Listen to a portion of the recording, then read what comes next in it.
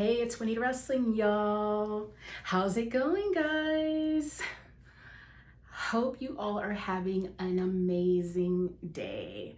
I am super excited to get into this week's Wrassle Talk with Waneeda Wrestling because you guys, there has been so much that has been going on in professional wrestling over this past week. And I want to go ahead and before I get started, I just want to say welcome. If you are new to my channel, thank you so much for stopping by. Do me a favor, go ahead and hit that subscribe button for me, will ya? To all of my subscribers, new day one, make sure you go ahead and hit that notification bell, okay? So that way you guys are notified each and every single time I drop some new content for you guys, okay? So, as I mentioned, we are going to be doing some Wrassle Talk today, and I have so much that I want to cover with you guys. And again, all of this stuff happened within a week's time frame. So I definitely want to get your thoughts, your opinions on what we are going to be discussing. So without further ado, let's go ahead and jump into it. And if you can't tell right off the bat, heck, still even got my tag on and everything. Elimination Chamber, you guys.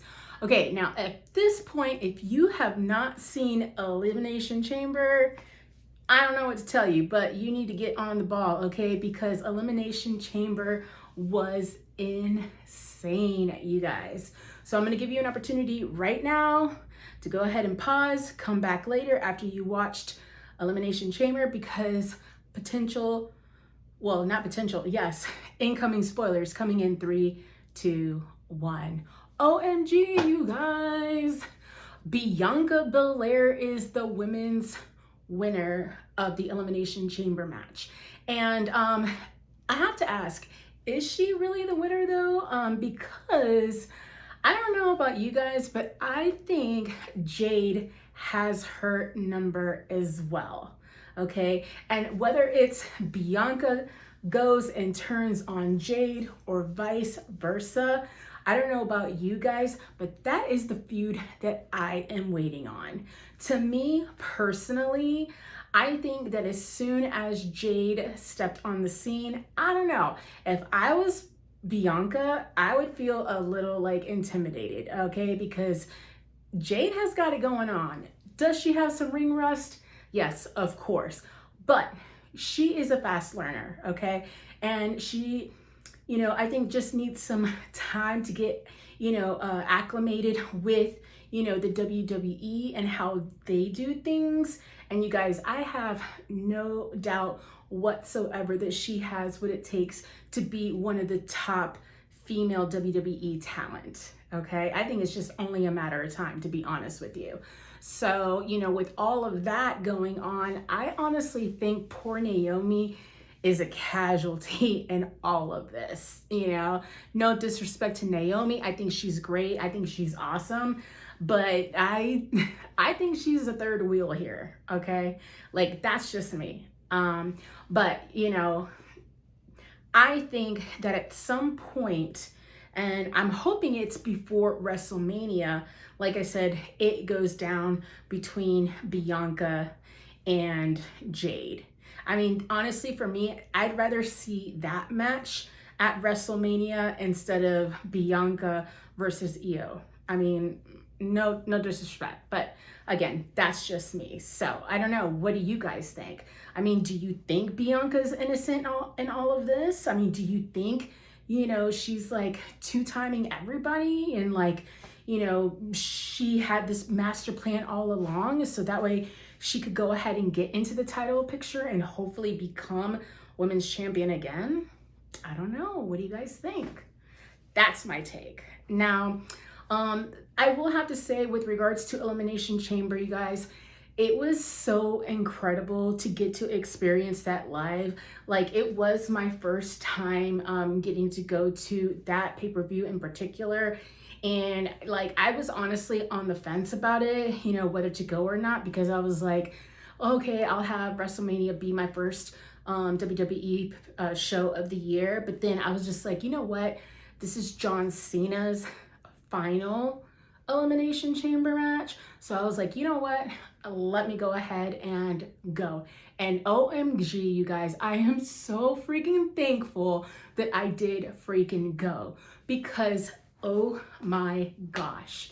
Can I just say that the men's Elimination Chamber match, you guys, it was so effing good, you guys. I loved the storylines that were within those men that were in the chamber. It made me so much more invested in that Elimination Chamber match. I mean, don't get me wrong. Hello, like I said, I was there to see John Cena win, okay? That was, like, for me, my main reason to go, because I wanted to see him in his final Elimination Chamber match and then win. And boy, oh boy, like, did he win. But if I could backtrack a little bit here within the Elimination Chamber match itself. Now, you guys, me growing up as a wrestling fan, I was diehard WWE through and through and stuff. So I grew up, I got to, you know, like I said, live through Attitude Era, like all the best, okay? The best eras, the not so great eras, and all of that jazz. And, you know, as a kid, there were so many matches, so many, you know, rivalries. I wish I could have gotten the opportunity to experience it live, but, you know, unfortunately, you know, I wasn't able to, you know, because, you know, my family didn't have it a lot back then. And so, you know, me being there and then getting the opportunity to see John Cena face off with CM Punk. Oh, I'm getting goosebumps just thinking about it, you guys.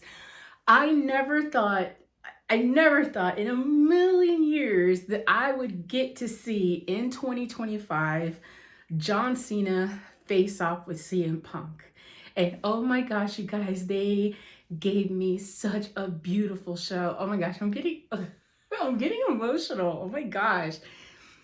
Like, I never thought I would get to see those two in the squared circle going at it, okay? Like, it's just incredible. Like, if I love to see CM Punk and John Cena in a one-on-one match, you know, before he retires.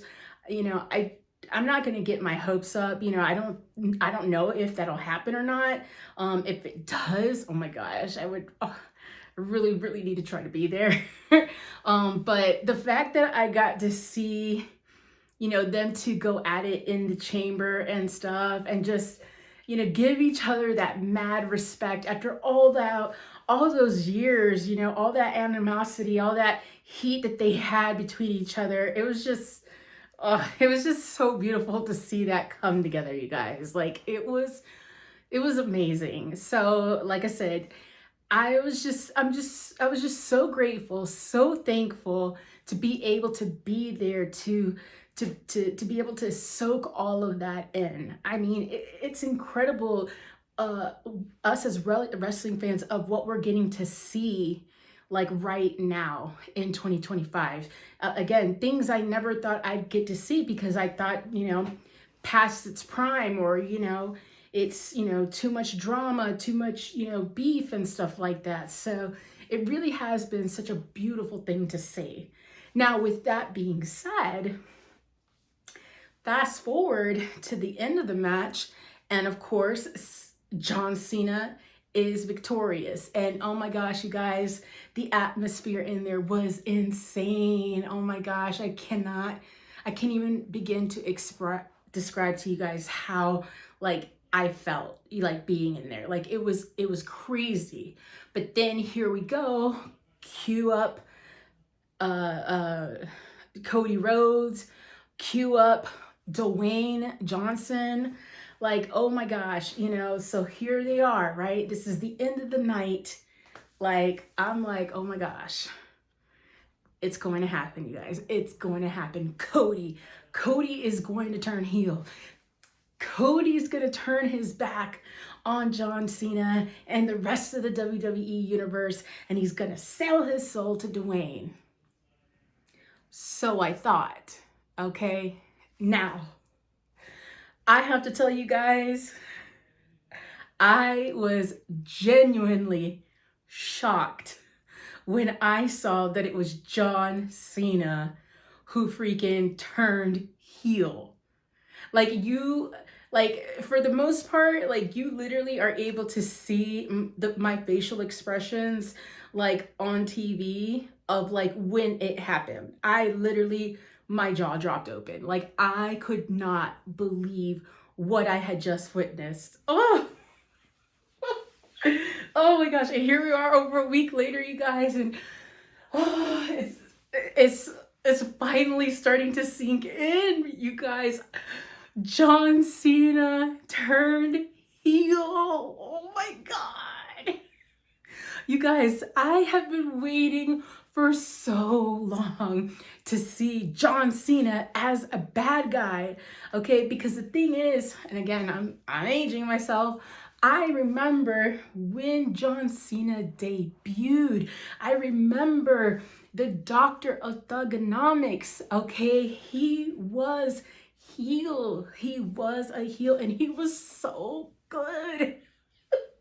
So good at it, you guys. Oh my gosh. And then with all that, I'm just like, holy, it's finally happened. And the thing is, you guys, I've been watching wrestling for a very, very long time, okay? And they actually got me because, again, I was expecting Cody Rhodes to turn. That's who I was expecting, okay? And I was just like, oh my gosh, like I'm here. I am literally witnessing this. Holy crap. Now, mind you, I will say, okay, that, and if you guys are fans of him, you know, like, no disrespect, but you know what? There was absolutely no reason whatsoever for that freaking dude, Travis Scott, to be in the ring. He did absolutely nothing to add to that moment, other than slapping the crap out of Cody like in real life. Clearly, he has no idea what he is doing. And again, he took away from that historic moment. I'm over here like, can we just please like crop him out? Like he does not need to be there. Okay? Complete waste of space. Okay? And again, if you know, you like him or you think he's the best rapper in the world, you know what? I don't know. He might be, but to me, like I said, he's not a wrestler. All right? He has no business being there. But regardless, you know, removing him from that, it doesn't matter. To me, that was one of the biggest moments in wrestling history. Now, there's been a lot of discussion, a lot of talk about like, okay, which was the biggest turn of all time? Which one was, you know, the one that's changed everything, landscape, yada, yada, yada. Okay. Now, I may be, you know, saying this prematurely only because, you know, things are still settling down and, you know, we have yet to see or to hear from John Cena since Elimination Chamber. But as of right now, to me, the number one, and I mean number one, heel turn of all time, as of right now, again, my opinion could change a little bit farther based on between what I see between now and the end of 2025. But to me, the biggest moment was when Hulk Hogan turned heel. Now, mind you, and I will say this, okay, I was not following WCW back then. I didn't know about the whole NWO thing, you know, Hollywood Hulk Hogan, Wolfpack. Like I didn't, because I'm not gonna front. I was WWF, WWE loyal. Okay, I only watched WWE growing up until I believe it was 2017, 18 when I started watching wrestling outside of WWE. Okay. But before all that, like I said, I didn't know. I mean, obviously there was talks and stuff like that, but I did not follow it. So for me, you know, like I said, even without watching it go live when it occurred, in my opinion, as of right now, I think Hulk Hogan's turn is the biggest heel turn of all time. You know, what he did, it literally changed the landscape of professional wrestling, of what we knew it to be, you guys. I mean, and here we are 20, 25, 30 years later, still talking about that moment in professional wrestling, you guys. Again, you know, it was something magical. It was something organic. It was, I mean, it was incredible. And with me, like at Elimination Chamber, again, there were some hiccups there. There were some things that didn't, you know, that were a little bit off and stuff, you know, up until the point that he turned, that to me just wasn't flowing and stuff. Now, whereas when you watch Bash at the Beach, I mean, you see it all play out. I mean, and it just flows, you guys. It flows perfectly. Everything happening, everything going down. Now, again, like I said, as of right now, that's how I feel. And again, between now though and the end of the year, I don't know, I may change my mind. You know, John Cena could be preparing, you know, to change the wrestling landscape again. But until I see, you know, something, I'm, you know, again, absolute one of the greatest wrestling moments in professional wrestling. Don't get me wrong. And I am so glad that I was there to experience that. But whether I think that tops over Hulk Hogan's moment when he turned, no. But I don't know, like, I mean, am I wrong? What do you guys think? You know, drop me a comment, let me know. Do you agree with that? I mean, do you think, you know, John Cena tops, you know, Hulk Hogan? Because apparently they just did a poll, and I guess WWE did rank John Cena's heel turn as being the #1. Do you agree with that? I don't know. So, switching gears, the next thing I wanted to touch on that I had an opportunity to go and check out is the movie Queen of the Ring. You guys, I have to be honest with you guys. I actually enjoyed this movie more than not more, but between that one and the Von Erichs movie, like I said, this one to me, I liked it just a little bit more.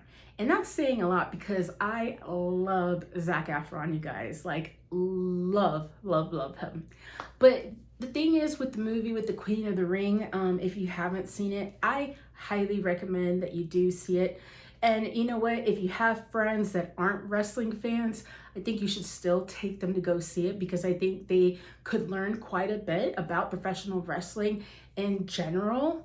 And again, I think they will really appreciate the movie. It was so well done. I think so anyway. But the thing is, within that movie, like I said, I saw a lot of things. I picked up on some things that, again, I really appreciated because it helped like explain certain things about professional wrestling. It explained terms. It explained, you know, the things that the wrestlers do, you know, in and outside of the ring, what they do to maintain the integrity of wrestling. I mean, it was so well done, and it was done in a way that, you know, even non-wrestling fans, you know, could understand.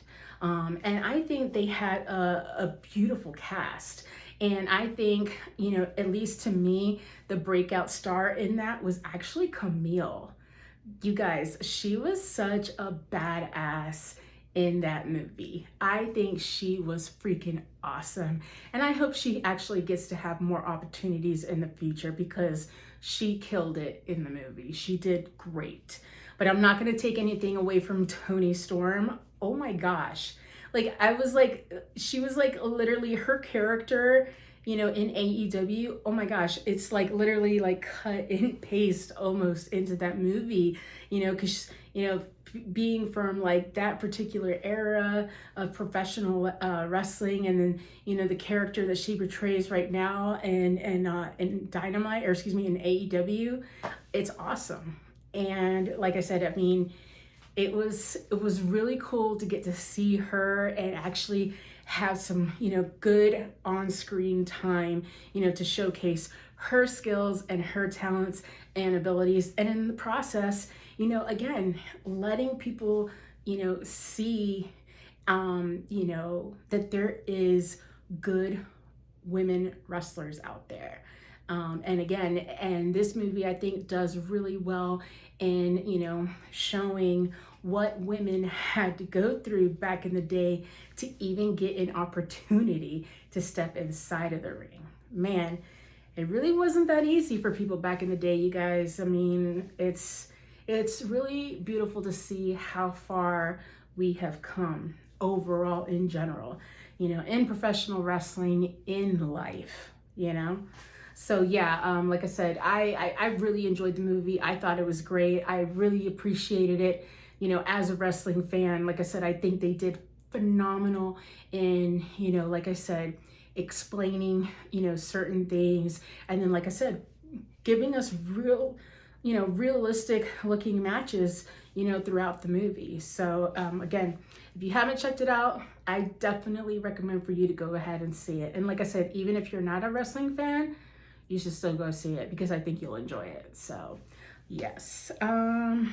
What else did I want to talk about? Because there was one other thing. Yes, you guys. Okay. Obviously, throughout the weekend, you know, we had Elimination Chamber happen and stuff like that. And then fast forward to last Monday Night Raw, where we had CM Punk open with some massive, like, mic drop. Oh my gosh. Killer sick promo. Okay, like, I'm not gonna lie, okay, like, for me, I was kind of over CM Punk because, like, the whole, you know, stuff that happened, you know, with, well, the first time around when he, you know, what he did with WWE, and then he left and never came back, but then he came back to AEW, you know, he won me over. I got excited about it again, and then he goes and has this fallout there in AEW, and, you know, he curses AEW, he leaves, and now he's in WWE, and I'm just over here like, oh my gosh, like, this dude, ugh. Like, all he does is whine, all he does is complain, he thinks he's this, he thinks he's that, and I'm just like, oh my gosh. Ugh. But I'm not even gonna front, you guys. Since he came back to WWE, like, CM Punk has been, like, low-key looking kind of cute, okay? And that's what happened when he was at WWE for the first time. He low-key started getting cuter and, like, more handsome, and I just kind of was like, oh my gosh, I like what you're saying, I like what you're doing. And you know what? For the most part, I was, like, very resistant to all of that. That is until he got on the mic this past Monday on Raw, and he was dropping bombs about Dwayne specifically. Oh my gosh. He literally said everything I have been thinking when it comes to Dwayne, you guys. Oh my gosh. Like, oh my gosh. Guys, I was just like, thank you. I'm glad somebody freaking said it. Like, I am so fed up with Dwayne, you guys. Like, honestly, like, this dude's ego is ridiculous. Like, oh my gosh, dude, okay, we get it, you have money, oh my gosh, you, like, own part of the company, whatever. Like, dude, stop inserting yourself. Like, hey, stop thinking you are, like, literally wrestling Jesus, okay? Because you're not, okay? I understand you have power, I understand you whatever, but dude, take a back seat. Like, why don't you go ahead and hang out with, like, Triple H? He knows his role. he is like handling things like a boss, okay? Not being all up in our face, not all inserting himself here and there and stuff, okay? Like, take a step back, okay? And let your current talent take your company further instead of you just like inserting yourself, popping in when you want to, taking up TV time just to make freaking announcements. Bro, you don't need to pop on just to tell us something is going on. Okay, you have commentators that can do that. Chill the freak out, okay? Like, take a seat.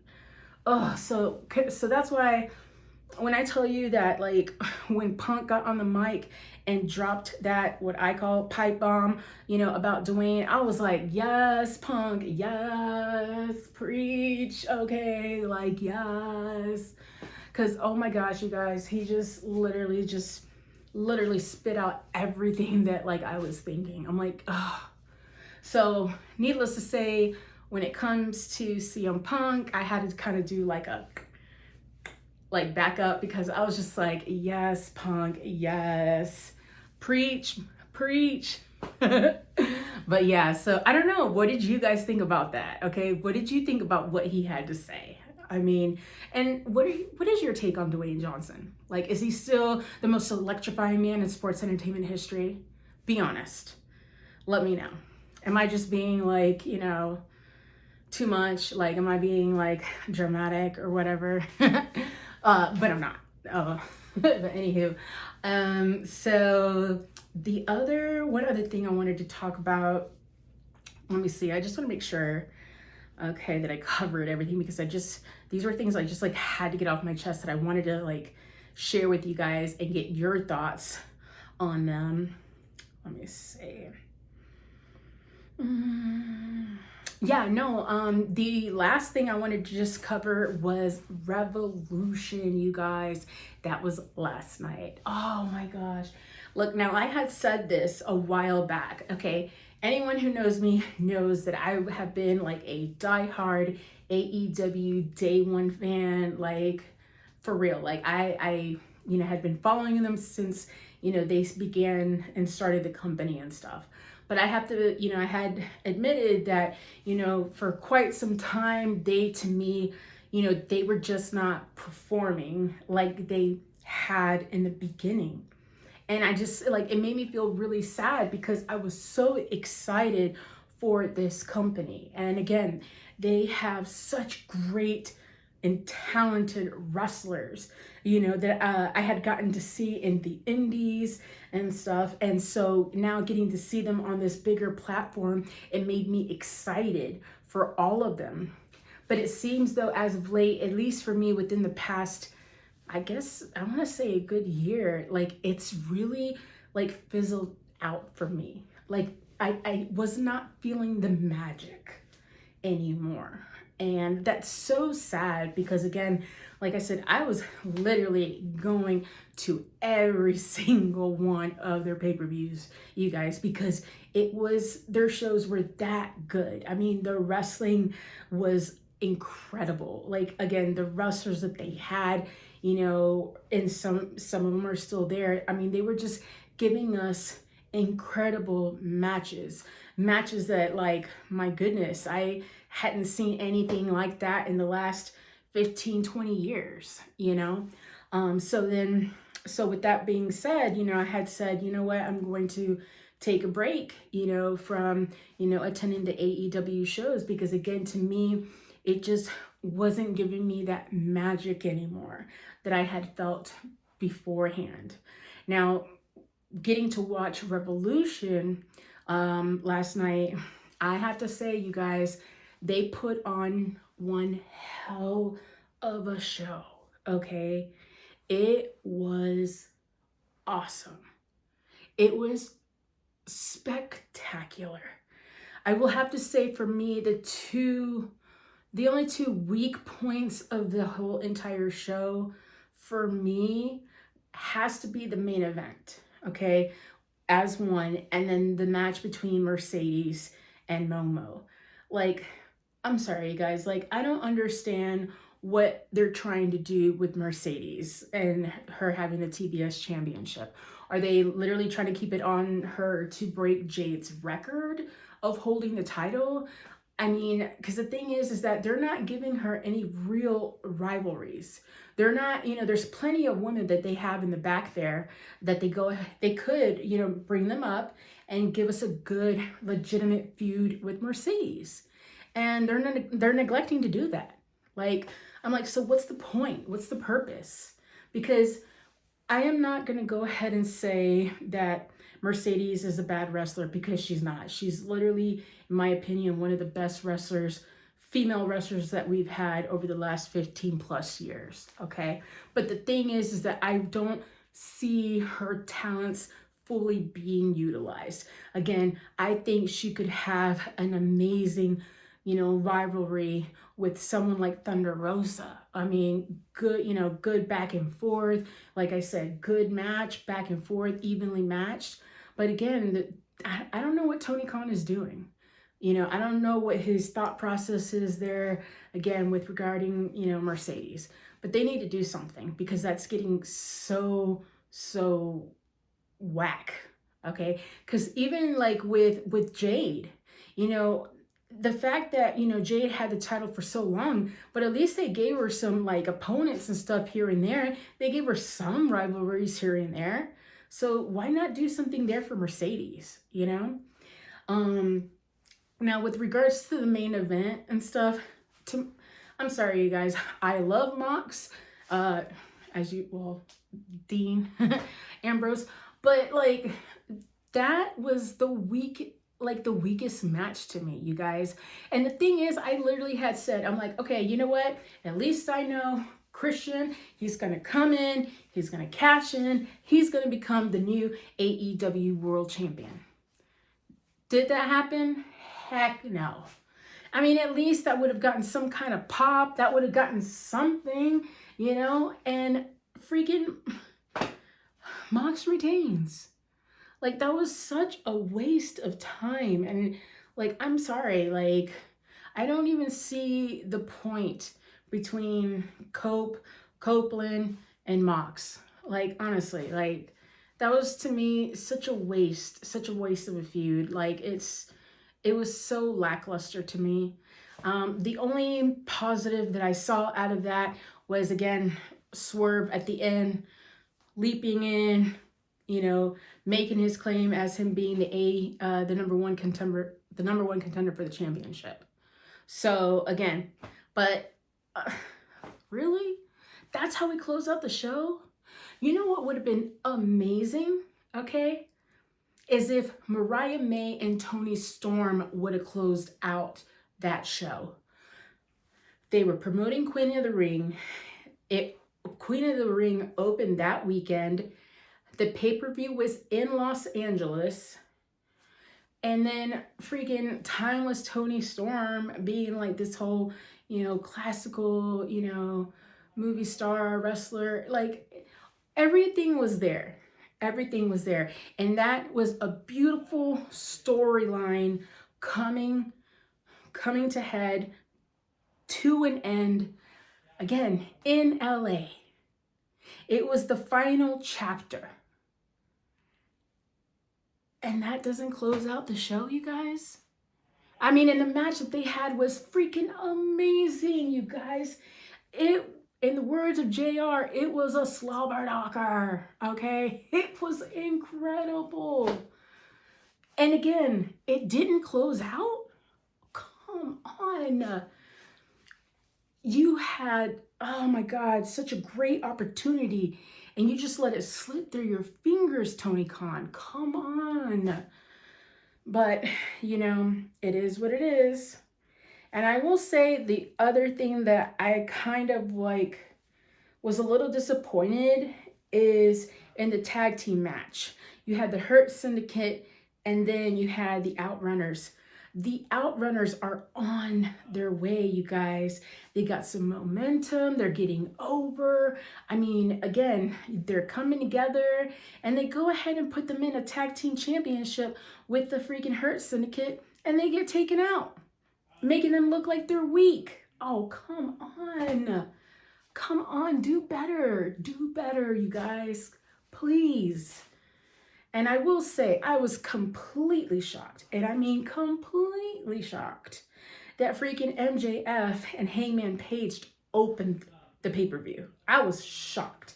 I was not expecting that. What I wasn't expecting either is that pile driver to the chair that freaking MJF gave to Hangman. Dude, I was so sure that was the end of Hangman Page. How he got up, how he finished the match is beyond me, you guys. That ish looked horrible. That was crazy, but it was a great match. It was a great match. And the last one I want to touch on, obviously, because I love him so much, is Will Ospreay and Kyle Fletcher, you guys. Mwah, mwah. What amazing chemistry these two guys have. What a freaking match. Now, the one thing I will say that really annoyed me and that I didn't like was the interference that we got. Hello, they were in a steel cage match. Okay, those are designed to keep everybody out, and yet somehow there was still interference. Okay, so don't even get started about that. But I mean, the match that those two put on, you guys, was absolutely amazing. Oh my gosh, that is wrestling. At least, like I said, for me, again, the match itself, I absolutely loved it. I loved what they did in there. It was incredible. It was incredible to see. So needless to say, after watching that pay-per-view, it really has reignited my hope in AEW that they can go ahead and get the ball rolling again. Okay. Like, you know, refresh, restart, and just that momentum that we had there at Revolution, we continue moving that forward to AEW Dynasty. So we shall see. But that's gonna do it for me, you guys. I just wanted to go ahead and jump on here and, like I said, just kind of, you know, talk to you guys about, like I said, what's been happening over the last week. Like I said, to me, it seemed like it's been so much in so little time. You know, that's, to me, I guess, one of the things that I love about, you know, WrestleMania season and stuff, because there's so many things that are happening and everything. So again, it's, you know, it makes me excited. So, but yeah, you guys, again, that's going to do it for me. Thank you so much for tuning in. I appreciate it. You guys, like I said, drop me some comments, you know, let me know your thoughts on everything. And, like I said, hopefully next time, you know, I jump on here to do another Wrassle Talk. Like I said, we could talk about some more wrestling stuff, or I don't know, maybe talk about what's going on, you know, with Raw and SmackDown. We shall see. But that's going to do it for me, guys. Thank you again for tuning in. Like I said, be sure, if you haven't already, hit that notification bell so that way you are notified each and every time I drop some content for you guys. But until then, you guys take care. And remember, guys, wrestling is life. Bye.